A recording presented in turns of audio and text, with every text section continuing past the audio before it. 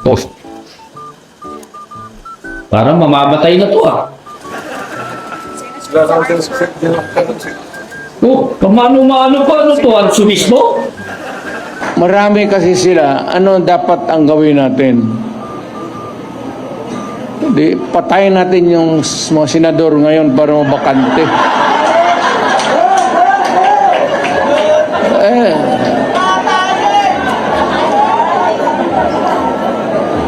Kung makapatay tayo ng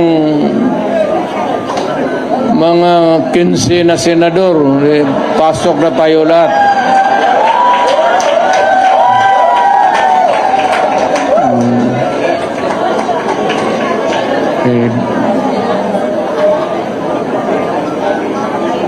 Pero kawawa naman. Pero nakakainis kasi yung, hindi naman lahat. Pero, sabi nga, talking of opportunities, the only way to do it is to pasabugin na lang natin yung ano.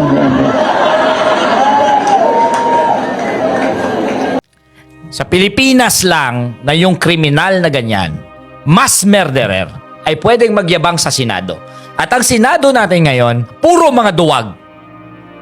Imaginein mo, kung sa ibang mga resource person yan, kung paano yung mga senador na yan, akala mo gusto nilang kainin ang mga resource person na nag-a-appear sa kanila. Pero pagdating dyan sa Rodrigo na yan, na hindi walang keme na siya isang kriminal, duwag! Si Risa Hontiveros lang ang matapang. Nakakahiyang Senado yan. And si Rodrigo Duterteng demonyong yan, kayang-kaya niya talagang paglaruan kung ano ang kahinaan ng lipunang Pilipino. Ano ang kahinaan ng mga institusyon natin dito sa Pilipinas. Alam niya na kahit sabihin niya na gusto niyang pumatay sa mga maraming ways na sasabihin niya. Sasabihin niya, kunwari, ay sasabihan niya ang pulis, na-encourage yung manlaban, pag nanlaban, pumatay, which is just a euphemism for murder. Alam niya na makakalusot siya dahil mahina ang mga institusyon natin sa Pilipinas. Hindi siya kayang elitisin, hindi siya kayang singilin, walang accountability ang mga tulad niyang mga mamamatay tao. Alam niyo po, isang malaking hamon po ito sa ating mga alagad ng batas katulad ng NBI na tingin ko po ay hindi po nila sineseryoso ang mga sinasabi ni Digong. Aba, kung hindi po seseryosohin etong mga salita na ito ni Digong, aba pwede na pala tayong magbanta sa kahit sinong senador o sa mga nasa gobyerno nang hindi tayo mapaparusahan. Ito po ang payag ng ating NBI chief.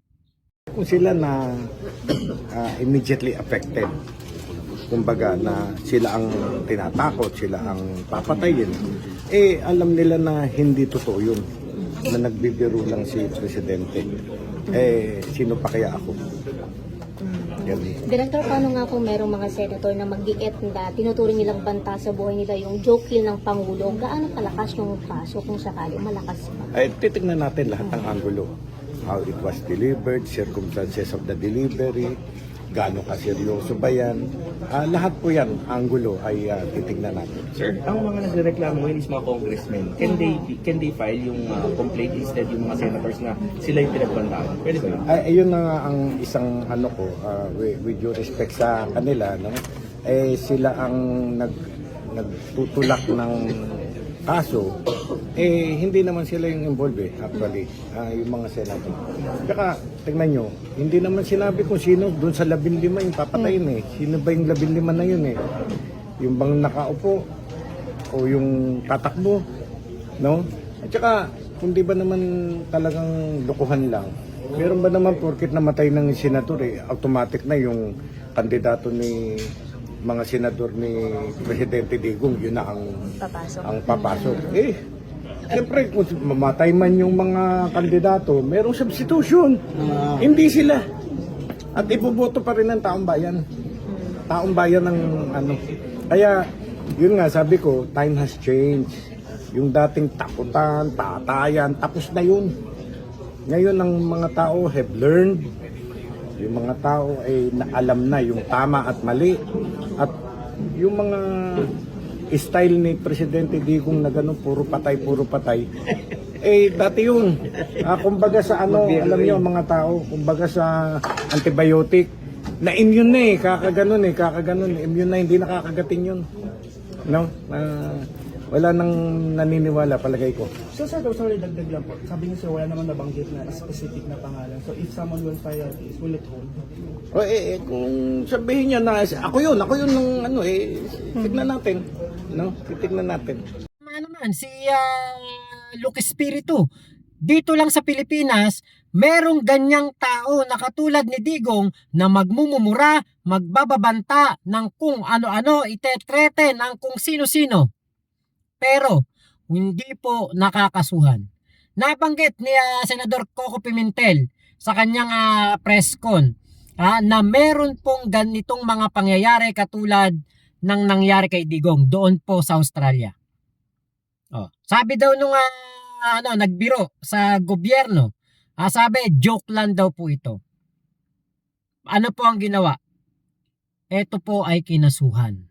Hindi po pwedeng joke lang doon sa Australia.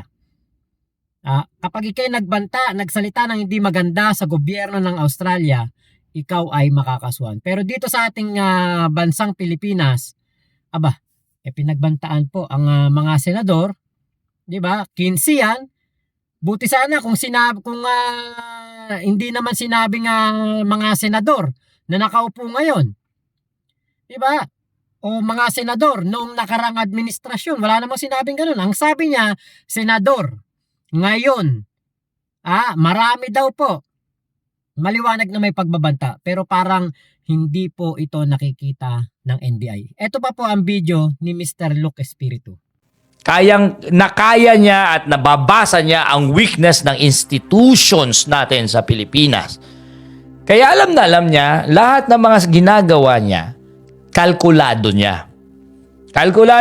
Magbibigay siya ng bagay na may konting admission kasi alam niya naman hindi kayang tindigan ng justice system natin ang kanyang admission. But at the same time, gagamitin niya yung admission na yon bilang pang-unsettle na mga kalaban niya sa politika. Kasi alam niya, pag in-unsettle niya yan, sabihin niya man na meron siyang binibigay, alam niya, in the end, walang kakayanan ang ating gobyerno, ang ating sistema ng hustisya na siya ay hahabulin at ikukulong. At matagal na panahon na walang kakayanan, walang kapasidad ang ating lipunan na litisin ang mga mamamatay tao. Walang kapasidad. Kaya ginagamit niya yon at gumagamit siya ng mga matagal nang nakasulat dito sa librong yung 48 Laws of Power. Gusto ko lang ipakita kung ano ang mga ginagamit niya, mga rules sa 48 Laws of Power. Itong si Rodrigo na ito, ang dali-daling basahin. Hindi ko maintindihan kung bakit ang mga Pilipino ay manghang-mangha. Basang-basa naman siya. Kung iisipin mo, kung tutuusin mo, itong si Rodrigo, kung wala lang yan posisyon o power, nakita mo yang matandang hukluban lang yan. Matandang hukluban, hindi niya kayang pumatay na siya ang pumamatay. Kailangan niyang gumamit ng kapangyarihan, ng pera, ng reward system. Pero siya mismo, kung siya mismo ang pumatay, hindi niya kayang gawin yon. Kung siya mismo magtatapang-tapangan, hindi niya kaya yon. Kailangan niyang gumamit ng mga pulis na binabayaran at gagawin niyang killer para magtapang-tapangan. Alam mo yung si Rodrigo na yan, once na kinol mo yung kanyang threat, urong yan. Urong. Anong sabi sa kanya ni Marrojas? Sabi niya, suntukan sila ni Marrojas. Sabi ni Marrojas, suntukan tayo. Urong. Anong sabi sa kanya na gusto niyang makipagduelo sa Davao na kinol ang kanyang duelo, urong. Duwag yan. Gumagamit ng pulis na binabayaran. Kung siya mismo ang gumawa nun, sige nga, tatagal kaya siya? Tatagal kaya siya? Siya kaya magdala ng sariling baril? Siya kaya ang pumatay? Tatagal kaya siya? Hindi yan tatagal. Kita nyo naman ang itsura, di ba? Matandang hukluban. Wala na dapat power yan. Dapat yan ay madali na lang bitayin. Madaling bitayin. Pero kayang-kaya niyang paglaruan ang kahinaan ng ating sistema dahil ang kahinaan ng ating sistema ay hindi siya kayang bigyan ng accountability dahil inutil ang ating mga institusyon, ang ating mga senado, inutil sa mga tulad niyang ganyan at nababasa niya ng matindi, nababasa niyang klarong-klaro. He could just run circles around the senators and he knows ang mga senador na yan, si Risa Ontiveros lang ang matapang, ang lahat dyan duwag. Duwag. Si Pimentel ay duwag. Si Bato de la Rosa ay tao niya. Si Robin Padilla ay walang alam. Bobo. O kayang-kaya niyang he could run around circles and he could just simply apply yung mga 48 laws of power at pinaglalaruan niya lang lahat. Pinaglalaruan niya and nandirito lahat yan. In a nutshell, ang ginagawa ni Rodrigo, he simply unsettles everyone. Unsettles everyone, he becomes unpredictable. And he's very adept in applying kung anong nakalagay dito sa 48 laws of power. Being unpredictable, unsettle people, admit some, surrender tactic. Diba? Pero the thing is, dinideceive niya ang lahat. You know, the reason kung bakit ako nagre-react ng ganito, kasi kitang-kita ko kung gaano ka-loser yung taong yan. Loser! Loser! And ang aking lingwahe ay nanggagaling sa fact na sila ay loser talaga. Na kung hindi lang tayo magpapaloko sa mga tulad ni Rodrigo, kung hindi lang tayo magpapaloko sa mga tulad niyan, walang power sa atin yan. Wala. Zero. Mamamatay na nga yan eh. Zero. That's the reason why pagdating sa elite, wala akong keme sa lingwahe, sa lahat. I will mock the elite. Dahil they don't deserve my respect. I will mock them para makita ng lahat na wala yang mga yan, ampaw yang mga yan. At ang totoong power ay nasa ating taong bayan na inaapi nila.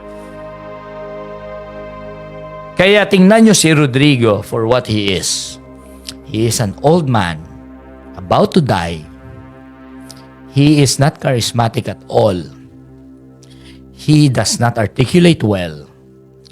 He is kind of cuckoo. He cannot even articulate. And I don't really understand kung bakit sa lipunang Pilipino yang si Rodrigo ay nakakapangloko pa. Hindi ko talaga maintindihan. Baka naman ang lipunang Pilipino ay going to the dogs na talaga. Kung may naniniwala pa dyan sa matandang hukluban na yan, going to the dogs na talaga ang lipunang Pilipino. Going to the dogs. Kaya, hanggat hindi natin kayang bitayin yan at parusahan ang ganyang boomer na yan, ang ganyang bobo na yan, bobo yan, bobo. Bobo. Okay? Mamamatay tao yan. Hindi yan tinotolerate sa lipunan natin. At hanggang hindi natin matanggap yan, ang lipunang Pilipino really going to the dogs. going to the dogs. And I will not tire of reminding that we deserve better. We deserve better. Yan lang ang masasabi ko yan. Walang intelligence, walang smart discourse ang ma-generate sa ganyang performance ng isang mediocrity na tinatawag nating Rodrigo Duterte. Wala. Yan lang at maraming salamat. Alam niyo po, itong si Luke Espiritu, ang isa po sa mga pinagpipilian ko na iboboto ko na senador. Kaya po, pinicture ko ang kanyang video dito sa aking channel. Isa po siya sa mga napipisil ko na ipalit sa hindi ko makukumpletong iboto na senatorial slate ng ating Pangulong Bongbong Marcos. Hindi dahil sa sinasaway ko o sumusuway ako sa 12-0 na sinasabi ni PBBM. Bagkus ay ina-exercise ko lamang ang aking karapatan na pumili ng gusto kong kandidato. Pero nakakasiguro ako na lagpas sa kalahati ng senatorial slate ni PBBM ay aking iboboto. Ang suporta ko kay PBBM ay 100%. Walang pag-alinlangan. Hindi ako nagsisisi na ako'y naging pro-admin vlogger. Dahil po alam ko sa sarili ko, nakikita ko ang ginagawa na trabaho ng ating Pangulong Bongbong Marcos. Mas may bayag ito kaysa kay Digong at meron po itong ginagawang talagang pagbabago sa gobyerno. Marami na pong nagbago, hindi lang po nakikita ng iba nating mga kababayan. Ngayon, balik tayo dito kay Luke Espiritu. Nakita nyo naman po kung gaano po katotoo ang kanyang mga sinasabi diyan. Kapag sa mga resource person, ito si Bato de la Rosa. Merong resource person. Nakita ko yan. Nanonood ako live. Nagigil siya doon sa babaeng resource person. Kung ano-ano ang sinasabi niya patungkol dito sa babae na ito. Oo nga, at yung babae na yun ay merong kaso. Nagpanggap na namatay na. At ito po ay naharap sa mga kaso. Pero, ito po ay isang resource person, walang kakayahan na gumawa ng kahit anong masama kay Bato de la Rosa. Pero gigil na gigil siya. Pero etong si Digong, di ba? Napakatindi nito at napakarami po nitong kayang gawin. Dahil marami pong mga kababayan natin ang utu-utu pa din na naniniwala kay Digong. Sinusuportahan si Digong kahit na mali. Maraming tagasunod si Digong na bulag-bulagan. Paano kung merong supporter si Digong na praning? Tumira ng fentanyl. Pumunta doon sa Senado at sinakatuparan ang kagustuhan ni Digong. Pwede bang sabihin, joke lang yun eh. Tinutuon naman nung supporter ko. Kasalanan ko ba yun? Ganyan ba ang maririnig natin kay Digong? Parang katulad na nangyari sa EJK. Di ba? Kaya gising. Lalo na sa ating NBI chief. Mayroon pong pinagbabantaan at mga senador po ang pinagbabantaan. Bakit hindi niyo po ito nakikita as a threat? Di ba? Kaya ewan ko na lang kung ano bang batas ang meron ang NBI na iba pa sa batas na nakikita o nababasa o nalalaman ng ating PNP-CI DG Chief General Nicolas Torre III. Iisa lang naman ang ating constitution, iisa lang naman ang ating batas. Pero bakit ang ating CIDG chief nakita may unlawful utterances at mayroong sedition na nalalabag etong si Digong? Samantalang ang NBI, hindi nila ito sineseryoso at ito daw po ay isa lamang biro. Bakit ganun? Diba? So, ewan ko na lang kung ano po ang mangyayari dito sa gagawing investigasyon ng NBI. So, I smell something fishy. Sana mali ako ng aking hinala. At abangan natin kung ano pa po ang mga gagawing plataforma, sasabihin at mga kumbaga mga pampagising nasasabihin nitong si Mr. Luke Espiritu para talagang makakuha siya ng mas maraming boto sa darating po na eleksyon. So, ako po, isa si Mr. Luke Espiritu sa aking napipisil na gawing senador sa 2025 election. So, yun lamang po. Maraming salamat. Ingat po kayo. Nasa mga panig kayo ng mundo. Mama chup chup. Love you, love you. God bless us all, Pilipinas. God first. Salamat po.